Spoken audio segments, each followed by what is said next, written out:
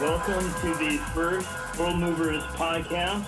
I'm your host, DJ Angel Fire, good friend, Yummy VHS / Kwaku Amp, and today we're interviewing a up-and-coming artist, R3008. As they introduce yourself.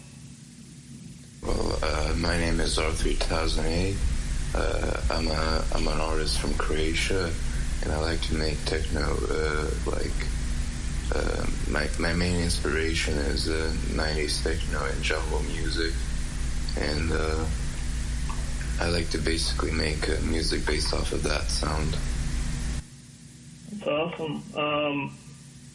Yeah, I know with jungle, my kind of first taste of it came out of, ironically, with vaporwave, and I started finding all these like jungle mixes. So yeah, basically, this vaporwave artist called B-Brain, he was one of the first that I can remember on vaporwave that was kind of experimenting with the whole jungle aesthetic, and from there I kind of explored the genre. So yeah, I mean, there's really so many artists in that genre. I mean, I can't really even think of how many artists I have in my library currently. But, you know, the ones I can really think of off the top of my head are like, Goldie, 4Hero. Yeah, it's really good. My first major question was, how did you start making music, and what do you think really pushed you to make your first music track? Well, I started at around 2015. The reason I started to make music is because I had these sounds in my head that I wanted to get out. So I tried to experiment more and more, and now I think I've gotten to a point where I can more easily do that. So now, did you have any kind of like musical training or anything like that, or you just kind of learned it on the fly? No, I just kind of learned it as I used my tools. So, I mean, it did take a long time for me to get really proficient at it, I guess. So I became more serious about it in like 2017. So before that, it was just, just fun experimenting and stuff. 2017 was when you went full into it? Yeah. Okay, that's awesome. Kwaku, would you like to ask our guest, R3008, any questions? I guess I'm more interested in what DAW do you use? Like, you use Ableton, FL Studio, or... Well, I currently use FL Studio, but for some tracks I also use Renoise. I think both are really good. They just have their own.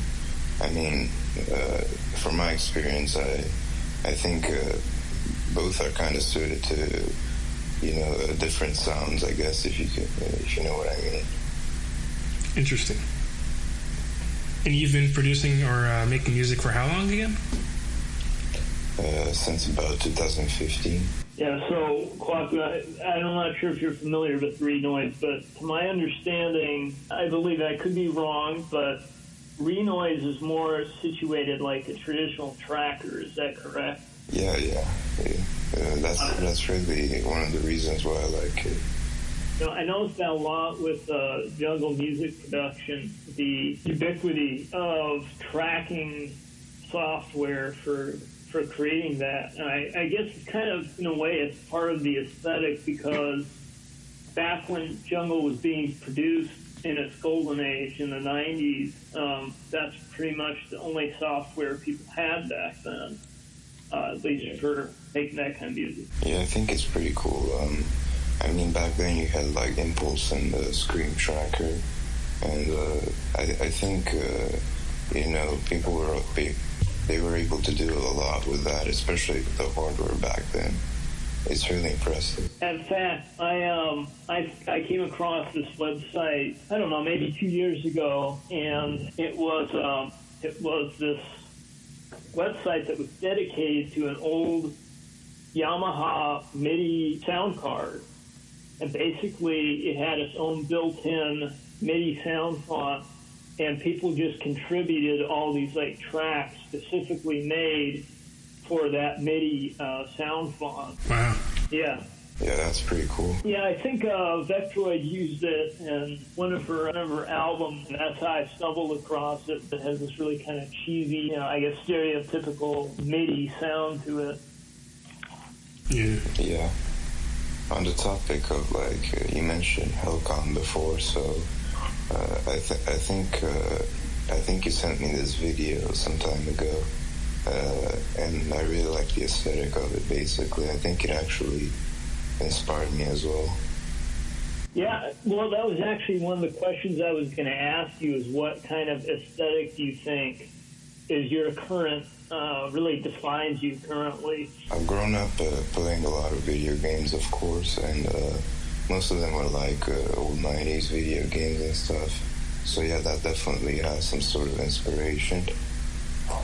But apart from that, I always have this kind of solar punk, I guess, mixed with cyberpunk aesthetic, if you know what I mean. Cyberpunk and what else did you say? Solar punk. Solar punk. Pretty cool. Did you say it was called solar punk, correct? Is it comparable to any other sounds you've heard from any other genres? Like, but it's more like I'm looking at it right now, and I think I got a bit of an idea. It's not a sound; it's an aesthetic. Yeah, the aesthetic itself. Yeah. But basically, kind of making the world more efficient and better to live in, and the aesthetic that basically stems from that. That's what I like to say. Oh, so like the whole solar panel type thing, energy efficiency and stuff. Lightings and stuff like that. Yeah, like Baku, I don't know, did you ever play like any of the Sonic games? Oh yeah. Like was it Sonic 06? I forget. It was one of the newer games. And I think you had linked a screenshot of that R3000, and I thought that really kind of made sense. It kind of fit with your music and stuff. Which Sonic game? I don't remember. I want to say it was Sonic 06. Oh, you mean Sonic Riders? Sonic Riders? Yeah, Sonic Riders. Sonic Riders, yes. Yeah, I really like that game. The first level is like basically Y2K Utopia. It really looks good, and like yes. It definitely left an inspiration on myself. Yeah, I mean that's awesome. I think my inspiration definitely comes from a lot of the same kind of media. Obviously, I wasn't exposed as much to some of these video games, but still, yeah. Kwaku, you had any other kind of questions to add off of the whole aesthetic stuff?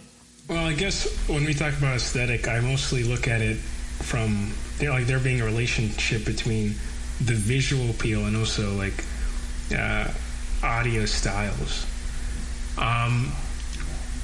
So earlier when you were talking about solar wave, or I guess was it solar punk or? Do you think there's like any sound that actually reflects the visuals? Would you say your music does that?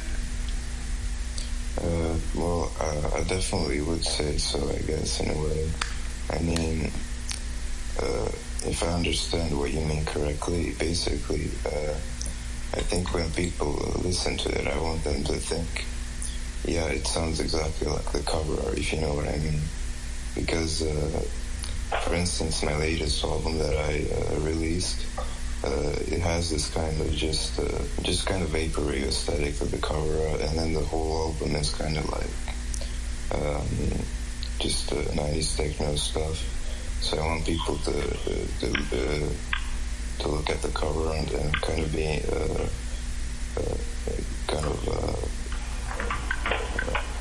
basically I just want them to kind of relate to both of them at the same time, if you know what I mean.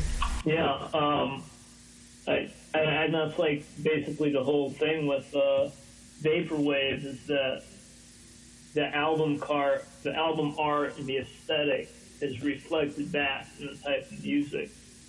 Yeah, that's what I meant. Yeah, and I think if anybody did that superbly well as of recent, it had to be Helcom. Oh, Helcom? Yeah, I guess. Yeah. Certainly, I think George Clanton's stuff, I would say so, yeah, too. But, yeah, George Clanton is really good. Have you listened to Vapor Error before? Yeah, I listened to some of his albums before.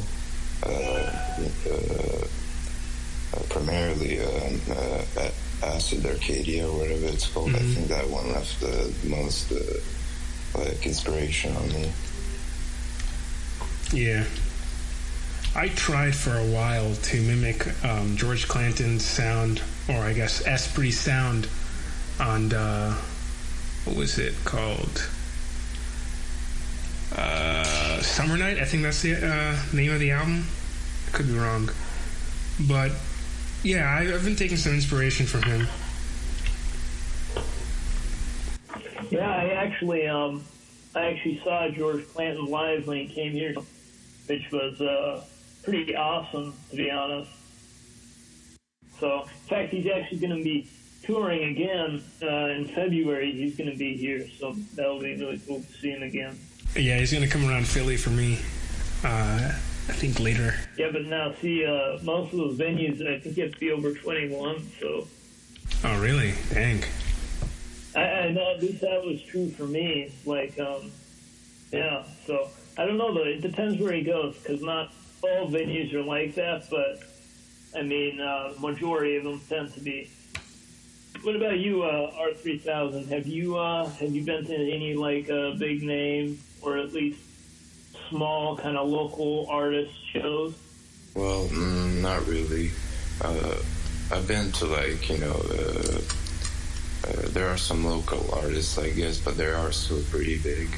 But I don't really, I didn't go because I like it, but because I was kind of forced to go at the time.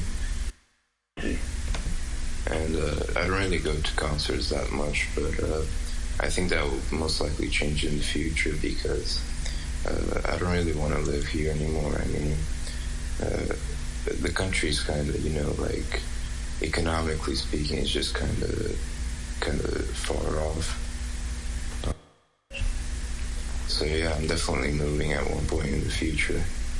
Where do you think you would like to move to? Well, I was thinking somewhere in the U.S., but obviously I need a green card to actually, like, live there. Yeah. So it's not very easy. Would be your, like, second best from that? Well, I'm not sure. I was thinking initially, like, Norway, maybe.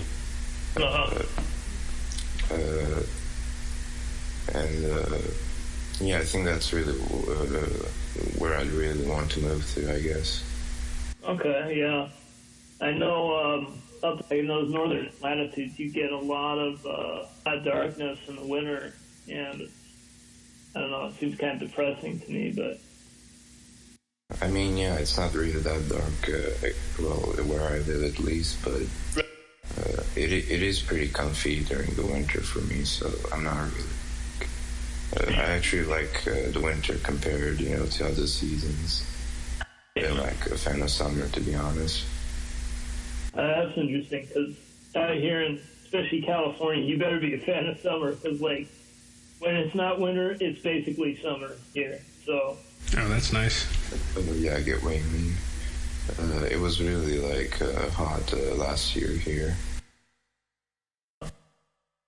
The beaches here are pretty nice, I guess. You have these, like, ones that have, like, a rocky ground, I guess, and they're pretty hard, to step on, obviously, but Right. Then you also have the sandy, the regular beaches, I guess you could say. And the sea here is pretty nice. I mean, I definitely suggest coming here if you want to, like, go to the sea and stuff. Yeah, kind of interesting because I live out here in California, very close to the beach, and then Kwaku, living where he does on the East Coast, is very close to the beach too. So yeah, I live in Jersey. It's almost hard to imagine living like in an inland area where there's no close coast by. Yeah, I get what you mean. I actually like, living close to the sea. It's really nice and kind of refreshing, I guess. So I don't know if I'd like living in a more rural city. Yeah, there's always a trade-off because, like, where I live, it's so damn expensive. So many people want to move, but a lot of other places in the U.S. are not as fortunate in terms of the weather, in terms of the climate and all of that. Kwaku's side of the continent got all those threatening hurricanes and snowstorms. Has the environment, where you've lived, has that ever contributed to any of your works? Because for me particularly, there was this one hurricane, I think in 2013, I don't know, but it was really bad. It happened in the winter too. And as this hurricane was coming, we had sirens in the towns. They were like blaring off. And if you were to go to the Weather Channel, they'd be playing smooth jazz on top of a hurricane and tornado warning. And I just found that to be very eerie. So I guess my question is, has the environment in any way, shape, or form shaped the music you've created, like your living space? Yeah, most definitely, actually, because the environment I currently live in, like the exact part of town, there's like, those Soviet blocks, like the huge, like, gray apartment. I definitely like being around that, and there's like these, there's like these graphics around the city, of course, like, put on these blocks. Some of them are still like remnants, from like the 90s, like early 2000s. Graffiti. Really cool. No, not graffiti, but like, yeah, mostly just like signs and stuff. Okay. But, I think you should, like, take some pictures or whatever. That would be awesome to see. Yeah, I do have some pictures. Just I'll send them in the chat later. All right. Well, maybe I'll drop a few for people watching when this goes up, and they can see. It was interesting talking about that because I had the experience when I traveled to Thailand, and I was up in a pretty kind of rural region, seeing some of like the architecture. Have you ever heard of, I think it's called the Kowloon City? No, I don't think I ever heard. So basically what it was in Japan, it was this super tight, claustrophobic city. That was basically a slum. It was it was in Hong Kong. Hong Kong. Yeah, Hong Kong. That was Japan. It was largely ungoverned. It was densely populated, and it had high rates of gambling, drug abuse, prostitution. And I guess in 1987 they finally tore it all down, but it was there for a long time. And when I was in Thailand, it's like I could see some of that in terms of the architecture and kind of like the dodgy areas. I mean, where I wasn't too bad, but there was definitely a visible aesthetic, which has kind of inspired me, but I haven't really done anything with that inspiration. Yeah, I think for the most part it can be like really hard to put in words like what exactly inspires you as well. Like so many things like that enter your mind when you're making music, for instance. Absolutely. Yeah. Now, like, what's your creation process? Is it like you think of the idea first, or you start working on music and then form the idea around that? I think the latter. I think most of my music is like complete experimentation with my current formula that I have. I tend to switch up my formula a lot, so some of my songs sound a bit different than others, but I think that's really great because I don't want all my music to sound the same. Yeah, and you're still trying to find your definitive sound, which it doesn't happen overnight, you know. Yeah. So that kind of leads into another question I had here, which was, in your current catalog, is there one track that just comes off the top of your head to you that you think is the best one you've done so far?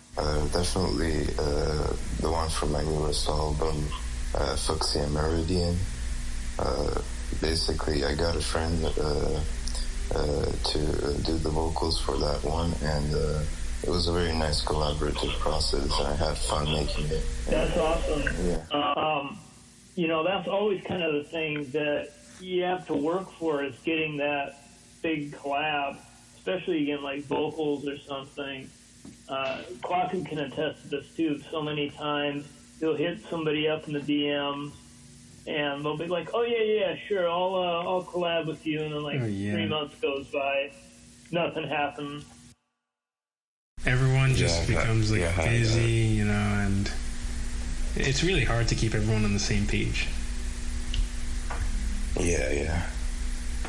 I mean, just getting to the point of being able to do this interview was a bit trying because of our different time zones, me being busy, Kwaku being busy, you being busy.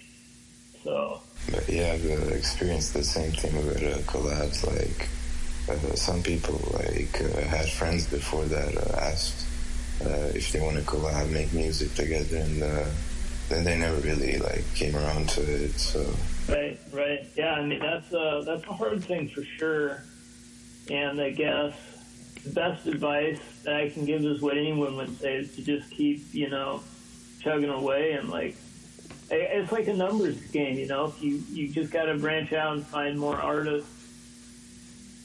Oh yeah, definitely. What's been your primary method of getting in touch with other artists? Has it been SoundCloud, Facebook, Instagram? Well, currently it's just SoundCloud, and I have a YouTube channel that I didn't really send to anyone yet, but it has basically a video of a song I didn't put on SoundCloud. And apart from that, I don't really put my music out there too much, I guess. Right. In the future, I'll probably put it on Bandcamp or something. What would you say is kind of the big reason why you've been hesitant to put some of your music out there? Well, personally, I mostly make my music for my own enjoyment, and then sometimes I post it around. Other people like it, but basically SoundCloud mostly does what I need, so I haven't really thought of other websites. I know SoundCloud has an upload limit though, but yeah, I'll try kind of exposing myself more in the future, I guess. So now I think with the whole upload limit, you have to be a SoundCloud subscriber to unlock more minutes. Yeah, pretty much. Well, I know Kwaku was telling me about this a while ago, that SoundCloud used to have groups where you could share your music. Yeah. Were you ever part of the groups? I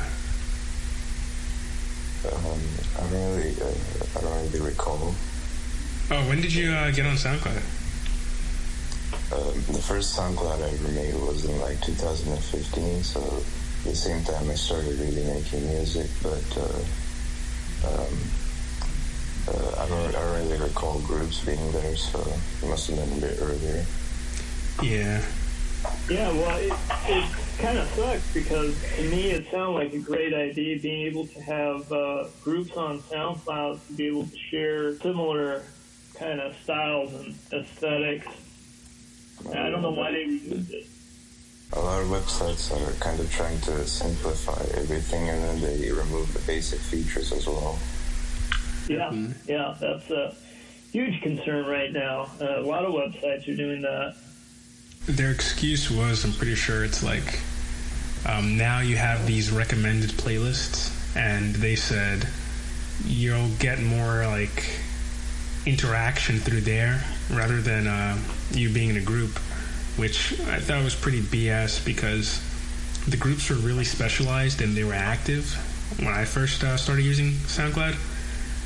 There was this one vaporwave group, and if I were to, put my track in the group, I'd get like 100 plays in 1 hour. And it's a shame to see them take away that from SoundCloud. Well, that actually sounded really cool. Yeah, I think that's how some of those SoundCloud rappers blew up, like Young Lean. Yeah. I haven't listened to Young Lean in a while, but actually I listened to his newest album. I forgot the name of it, but I mean, it was alright. My favorite album by is Unknown Dead 2002. Yeah. Yeah, that was his first. That's like classic. Yeah, it's really good. Yeah, he seems to come around at like that perfect time when a lot of this stuff was bubbling to the surface. I mean, it's like, I guess you can never really know. I mean, I can't imagine that he knew he was going to be part of the wave that he was with Sad Boys, with the Vaporwave, and just that first rush. Yeah, I mean, there's something kind of magical about it. Definitely had the aesthetic down. Yeah, it's amazing. Have you listened to any other like kind of like vaporwave oriented artists that have kind of influenced you at all? Well, in terms of vaporwave, I guess that's the Dynamic Shroud. That's Dynamic Shroud. Yeah, that's a good one. Yeah, it's really good. Can't really think of any off the top of my head right now, but I like that Proto Networks album that I sent you some time ago. Oh yes, what was it? 92 Network. Proto Networks. It was released on Business Casual. Oh, that's right. Yes, it was a Business Casual release. Yeah, it's really good. Definitely did influence my sound as well. Kind of the whole video game, like racing video game aesthetic of it, I guess. Oh, yes. Okay, it's Proto Networks, yes. The album was called Stages. Yeah, I've been looking for this because I definitely wanted to give this a listen more. Yeah, it's a really good release. Definitely one of my favorite releases last year. Yeah, it's kind of interesting because Business Casual, they were also the ones that had Hellcom's video released under them. Yeah. I haven't actually listened to much Hellcom besides that one video I saw. They definitely left a lasting effect on me, kind of like, yeah, it's really like impressive. His album is, I believe, Energy 111. And, yeah, Energy 111, stuff on Bandcamp, found Business Casual. And, yeah, that music video is basically the peak of that whole aesthetic, but the whole album just really fits the visual, the cover visuals. Oh, yeah, I'm going to have to give it a listen sometime. Well, I think at this time we're going to go to a quick break, and then we'll bring you back on. All right? All right. All right, so this is WorldMovers podcast with DJ Angel Fire, Kwaku Amp, with our guest, R3000A, and we'll be right back.